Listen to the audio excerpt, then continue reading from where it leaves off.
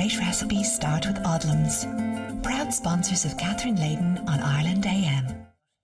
Now, last week we asked our viewers what baking queries or questions they wanted solved by our resident kitchen queen, Catherine Layden. And Adele Brown emailed us in to say that she just can't figure out the knack of a successful scone. So Catherine is on hand this morning to show us how to make your scones. Now, she was saying, good morning to you. Good morning, darling. She was saying that when she was taking it out, it was either too crumbly or too hard, and she never could get the right consistency. And Alan, I think it's safe to say, apart from an apple tart, you can't beat a real scone. Oh, or a nice, light, well-risen scone.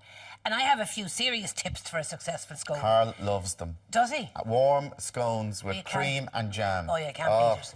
I've all that for you there now today. So, now I'm just doing a small quantity. You can double up on this quantity depending on how many you're catering for. So here I have 225 grams. That's 8 ounces of our Odlums self-raising flour. Now, I don't normally sieve ingredients, Alan, or sieve the flour, but for a scone I do, so that I can get as much air as I can into the mixture. And that's important to give you a nice light scone after baking. So is this a tip? Always sieve your flour? Always sieve the flour. Now, if you don't have a sieve, you can spend a little longer than I'm going to do here now, just rubbing the 50 grams, 2 ounces of margarine or butter through the dry ingredients. Okay, now, so just keep doing it with your fingers. Yeah, right. But lifting it in the air as you do to introduce as much air as possible, because air is the secret in a nice light scone or scone after baking.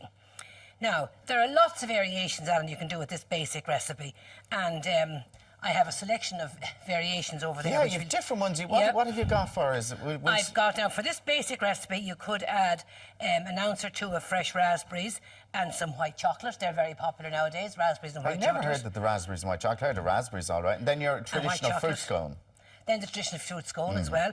Add again about 50 grams, 2 ounces. 1 ounce or 25 grams of the raspberries with 1 ounce of the white chocolate. I also have there some pear and almond are very popular. Pear and almond? Yeah, so I have just one pear half mashed in there they are there, look at them all. With a 25 grams, 1 ounce of flaked almonds. Now, you see we've What's your favourite? Plain scone. Plain, the plain scone. Now, sometimes I like to add, Alan, I like cherries. I'm partial to cherries. All right. So I put a few cherried halves into my scones. Now, you've brought that mixture together, as you see. Now, at this stage, you would add your raspberries or your chocolate or whatever, right? So now, we're going to add approximately 150 mils or a quarter pint of milk, ordinary sweet milk or fresh milk. And that can vary depending on how accurate you are weighing out your ingredients. So add a little first, and then, because you can always add more, you can't take it out when you've added it. So I think I have that fairly consistently right. We're going to add a small little bit in more, because now that's a little on the dry side. It's very important that you get the mixture not too wet and not too dry, because if it's too dry at this stage, you're going to have a dry, heavy scone after baking. And if it's too wet, you have to start putting more flour in. And you're going to knock the balance out. Now, having brought the ingredients together, you now lightly dust your tray with some flour, and we're going to transfer the dough onto the floured surface.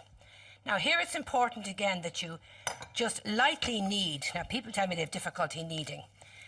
What we mean by kneading is just gently, unlike yeast baking where you're distributing the yeast in the mixture. With a scone or soda bread, you're really just introducing air. So it's important that you just lightly knead. A little bit of flour on the tips of your fingers. Now, don't overdose with flour, because if you do, you're going to end up with, again, that hard, dry scone or scone. So now, just lightly knead. And there we have it. Now, just as a tip, if you are making the ones with raspberries, the raspberries are quite mushy, so you may not need just as much milk as I added there, okay? Just get the consistency right. And I also have, anyone's interested in a wholemeal scone, I have some over there as well, which is just, instead of using the 225 grams, 8 ounces of self-raising flour, you would use 125 gram, 4 ounces of self-raising flour, and 125 grams, 4 ounces of wholemeal flour, and add an extra teaspoonful of baking powder to give you the rise. Now, pressed out to about an inch in height, right? Take your cutter. Now, I also put in there the ounce of caster sugar. Now, with the scones, it's important that you don't twist your cutter, stab it down into the dough. Why would you never not twist it? Because you're going to affect the height of the scone is going to blow over to one side if you twist it. Okay. You got that? So now we're just going to get three here. All that done now? Now, the next secret is... This is a next Catherine's tips coming up. Catherine's tips coming up now. Next tip is you must have your oven at 200 degrees centigrade. That's 400 Fahrenheit, gas mark 6. It takes the average domestic oven about 20 minutes to reach that temperature. Your oven must be at temperature. Very important to give the scones an oomph as soon as they And get you were into saying the they oven. only take about 10 minutes, which I thought was... I said, really, only 10 minutes? No, 10 minutes is all they take. So in a bit of good egg hot on the oven. top of it? Bit of egg on top and have a little bit of milk in there. Now, another So small you tip. put nothing in these ones then? No, these are just plain ones. These are just plain Yeah. ones. And the ones coming out of the oven are plain as well.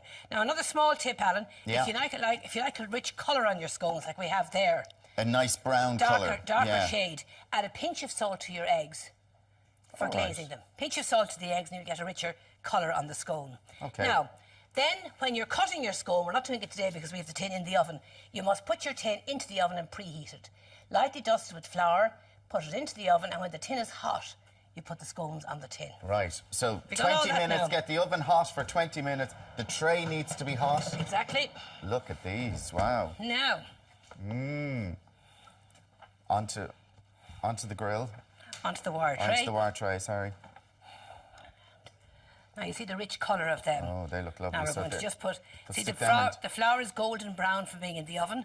Now, if you weren't Do you making like a ones scone, earlier... Mark? Oh, I do, yeah. I Here like we them with go. raisins or sultanas. Yes. Oh, there you have some fruit ones there. Fruit scones. And now, by the way, another tip. Upper shelf position in the oven. Even if you're using a fan oven, hot air rises, top part of your oven is always the hottest. So they must be into the preheated oven, upper shelf position on the preheated tin. And there, They look hello. gorgeous. Now, you've an event tomorrow night I have a in big Ross's event Point. in Sligo, yeah. Oh, it's Friday. Friday Friday night, night yes. in Ross's Spring Point. into health in the County Sligo Golf Club. And there's going to be a few of us there. I'm going to do some healthy baking. Margot We're Brennan's have going to be Margot Brennan, there, and yeah, so a couple here, of Maura yourself. Duffy, At and I half think seven, it's- great night in the County Sligo Golf Club in Ross's Point. Tomorrow if you're night. around the area, Friday night it says here. Are you Looking Friday forward or- to meet you all on Friday night. Friday If night. no one mixed Don't go up. tomorrow night. No, I won't she be won't there be there. till Friday. Friday night. No. You were emming and ahhing about raspberry and chocolate, white chocolate, weren't you? Yeah, no. Yeah, try that one. Try that. Yeah. I like that. They're lovely as well. Oh, that's gorgeous. They're gorgeous. You not have your cup of Cup hot of there? tea now. I was going to say a cup of cup milky of tea tea with now. that. Now, if you have any baking queries or questions that Get you'd them like into us. Catherine to solve, just email them to baking@TV3. And remember, try and be available next week to take the call live on air, because we'd love to speak to you next week when we're doing Catherine's Good girl, Catherine. masterclass. Like it. Oh, that's gorgeous. Lovely. Now, how Cream would you and jam cope? as well. What? Oh, yeah, the cream and the jam. How would you cope if the birth mother you finally tracked down wanted to keep you a secret? Well, up next, we'll be meeting the author Katrina Palmer, who shares her true story of adoption, secrecy and love.